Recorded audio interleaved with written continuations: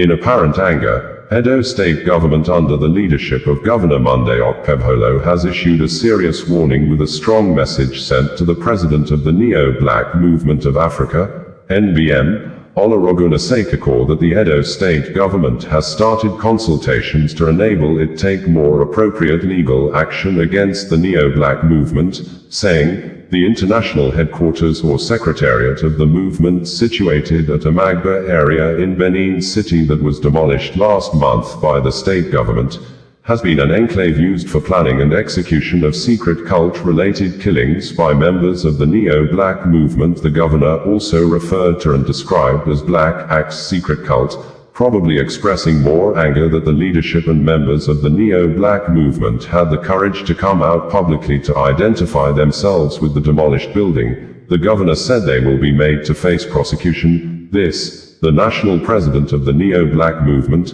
Olorogun Ese Kakor, while speaking in reaction to the demolished building on a Rise News TV program, said, the movement is not Black Axe, emphasizing that Black Axe is a criminal organization while the Neo-Black movement is a social cultural organization that promote and engage in humanitarian services.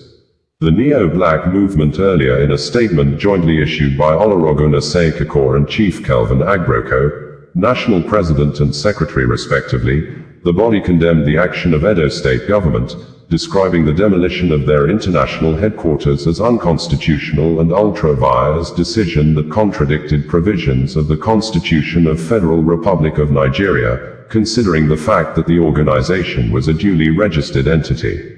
According to the body, the provisions of Section 7 of the Secret Cult and Similar Activities Prohibition Law 2025, which the Edo State Government relied upon to carry out the demolition, contravened the provisions of the Constitution as contained in Sections 36, 40, 42, 43, and 44 of the CFR-N 1999, as amended as Section 7 of the Secret Cult and Similar Activities Prohibition Law 2025. The statement read in part, NBM of Africa is a registered non-governmental organization that carries out humanitarian services. The organization also protects, preserves, and promotes African culture. It was founded under the principles of Pan-Africanism on the 16th of October 1977 and registered as a non-governmental organization under Part C of CAMA on the 24th of February 1994 with registration number 7729. The organization has over 200 branches, all in Nigeria and the diaspora. It has its international secretariat at Amagba, Benin City, Edo State. The International Secretariat, which was built over a period of time and completed in the year 2022, comprises a 2,000 capacity event center, a 20-room accommodation facility, fully furnished offices, a skill acquisition center, and is fully air-conditioned.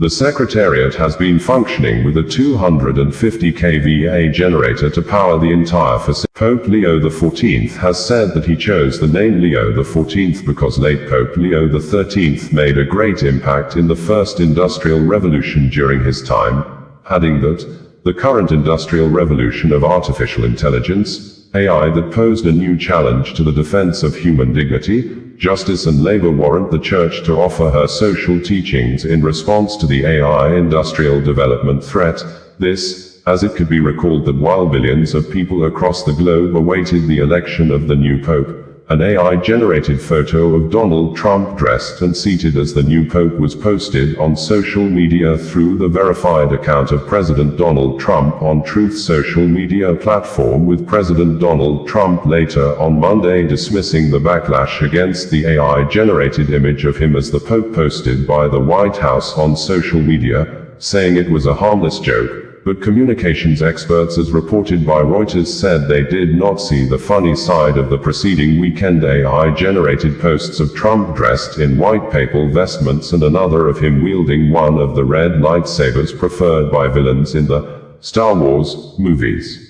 Details of Pope Leo XIV's statement as presented by the Vatican News Media reads verbatim below.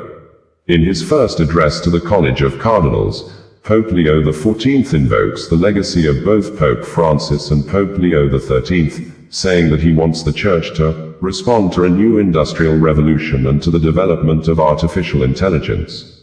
Pope Leo XIV has revealed the inspiration behind the name he chose, one which, in his own words, echoes the Church's enduring commitment to human dignity and social justice.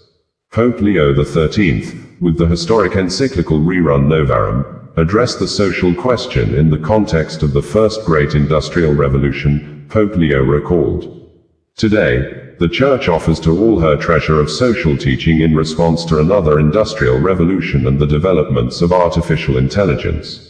A name, then, not only rooted in tradition, but one that looks firmly ahead to the challenges of a rapidly changing world and the perennial call to protect those most vulnerable within it."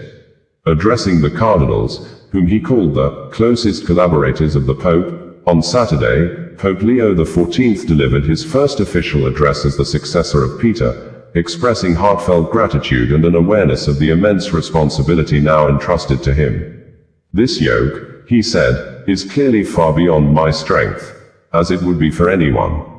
Pope Leo noted that the days that preceded his election had been marked by mourning, as the Church bid farewell to Pope Francis. Recognizing the emotional weight of that farewell, the Pope described the death of the beloved Pope Francis and the subsequent conclave as a paschal event, one enveloped in the light of the resurrection. The new Bishop of Rome paid tribute to his predecessor, remembering Pope Francis's simplicity, his radical dedication to service, and his peaceful return to the Father's house. "Let us treasure this precious legacy and resume our journey," he said, animated by the same hope that comes from faith.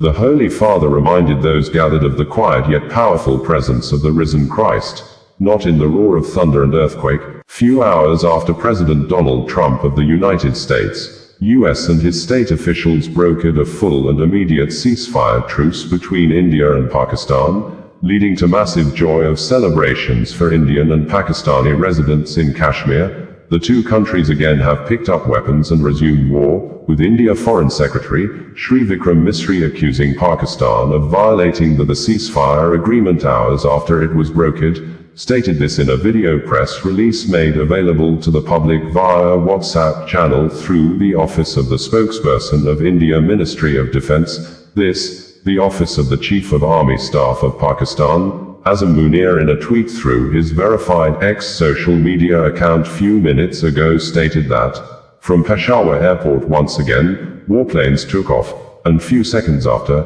he tweeted again that, Pakistan has hit the Indian city of Sirsa. Pakistan's Fateh 1 and Fateh 2 in action, signaling the resumption of the war that entered its new dimension early on Saturday morning, with both countries firing missiles into each other's territories, which resulted in the killing of over 5 persons on Saturday, after the decades-long conflicts reawoke last month when some suspected terrorists killed over 26 India tourists at Kashmir, leading to over 2 weeks of build-up tensions before the two countries began the large-scale war on Saturday. According to India Foreign Secretary Shri Vikram Misri, Pakistan committed repeated violations of the understanding both countries arrived at earlier today between the Directors General of Military Operations of India and Pakistan, saying, Indian soldiers have been instructed to respond to any provocation along the infantry battalion and line of control. The U.S. Secretary of State, Marco Rubio, had earlier after the ceasefire was brokered, said that, over the past 48 hours, VP Vance and I have engaged with senior Indian and Pakistani officials, including Prime Ministers Narendra Modi and Shehbaz Sharif, External Affairs Minister Subramaniam Jaishankar, Chief of Army Staff Azam Munir, and National Security Advisors Ajit Doval and Azam Malik. I am pleased to announce the governments of India and Pakistan have agreed to an immediate ceasefire and to start talks on a broad set of issues at a neutral site.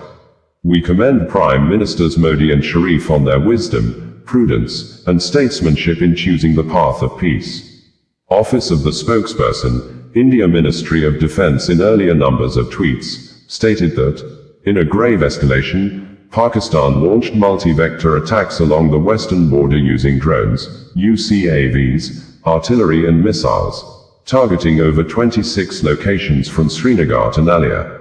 Indian Air Force bases at Udhampur, Pathankot, Adhampur and Bhuj sustained limited damage. In a cowardly act, Pakistan also struck civilian infrastructure including Medicare centers and schools. India responded with swift precision strikes on identified military targets at Rafiki, Chaklala, Rahim Yar Khan and more, ensuring minimal collateral damage. The Indian Army effectively countered line of control intrusions, causing extensive damage to Pakistan's forces. Troop movement. Bringing you the news in a more digital way.